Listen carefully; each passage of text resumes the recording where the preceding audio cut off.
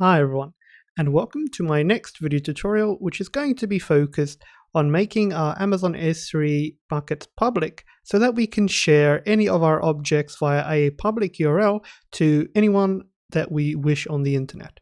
So let's go ahead and set up this process. So what you can do is go ahead and search for S3, and we can head on over to the S3 page here, or the S3 dashboard, should I rather say.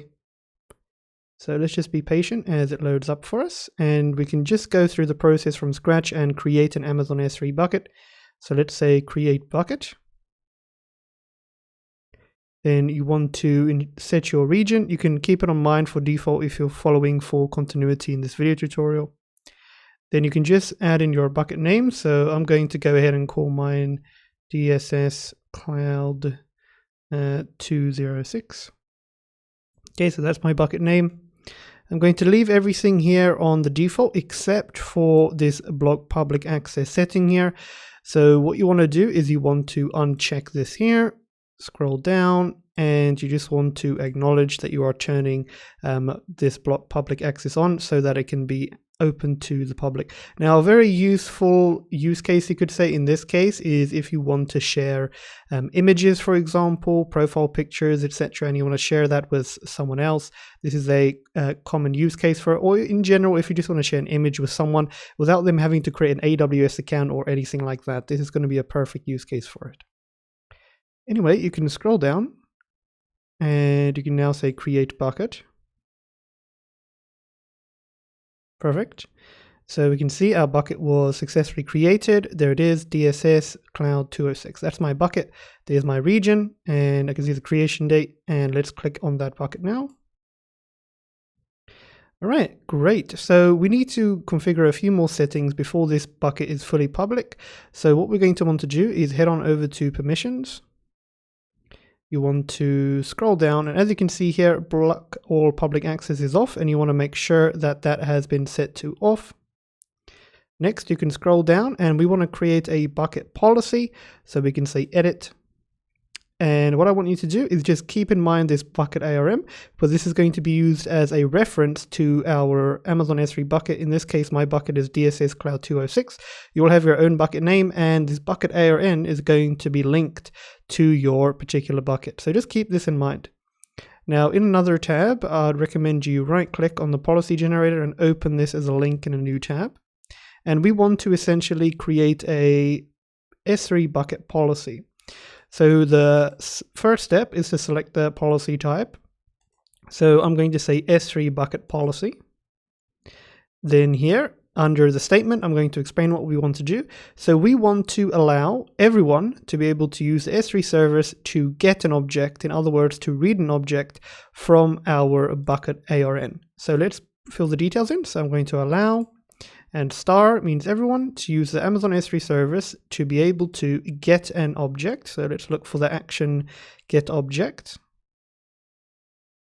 Okay, let's just scroll, and there we go. So get object, you just want to select that, so one action, and you want them to be able to get an object from the following ARN, which in our case here is the following. So you can either highlight and copy, or you can click here and copy that bucket ARN. You can paste it in, and we need to now say to the extent to which we want our users to be able to get objects. So we want to apply this to all objects in the bucket, so you can add in / and star at the end. So that's very important, so make sure you've done that. Add a / and a star at the end. Then you can create the statement. So first you need to say add statement. That will add that statement in a table of sorts, to which you can generate a JSON policy based on that logic that you've stipulated, and you can copy everything here. Head on back to your bucket policy, and in this grayed out area here, you can paste it in. Now make sure that you don't have any spacings or anything, and that you copy it exactly as I have done. Some people run into errors because they added in spaces or anything of the like, or remove something. So make sure you copy it very carefully and nicely into this grayish area, which is your policy area. Then you can just scroll down and say save changes, and we can see that we successfully edited that bucket policy. So now if we go to buckets and let's say we were to refresh our list of buckets here, we can now see that, okay, we've refreshed. Let's click on the bucket now. And you can now see we have a tag here that says publicly accessible. So now anything that you upload to this bucket will be publicly accessible. They'll be able to read whatever object you put up here, most notably an image of sorts, because you can share a particular URL, which I'll show you how to do if you want to share it with others. So you can just go ahead and say upload, and you can choose whatever object slash file you'd like to upload. So I have one here in particular, so I'm just going to zoom out. So it's a profile picture here, and I'm going to upload that. There we go. So I have one profile picture that I'll upload. Scroll down, say upload. Okay, there we go. So that image was uploaded. Let's say close. You can refresh, and as you can see here, we have that profile picture here set into place. All right, perfect. So what we can do now, if we want to access this profile picture from anywhere, we can go ahead and click on it. And you'll notice here that we have an object URL. So this object URL you can share with anyone, and they'll be able to access this profile picture with ease. So if I were to right click and open this in a new tab, you can see I'm easily able to access it. But you're probably wondering, okay, hold on. You are logged into AWS, so of course you're going to see it. How do we test if someone is not on AWS and they're just a normal person on the internet? They want to see this picture. So good question. You can just go ahead and head on back, and you can copy that URL. And let's test this in a new incognito window. Paste that in, press enter, and voila. So this is what your regular user on the internet is going to see. Should you share this link with them, they'll be able to read this image that you have added in, because remember, the public that we have set is public.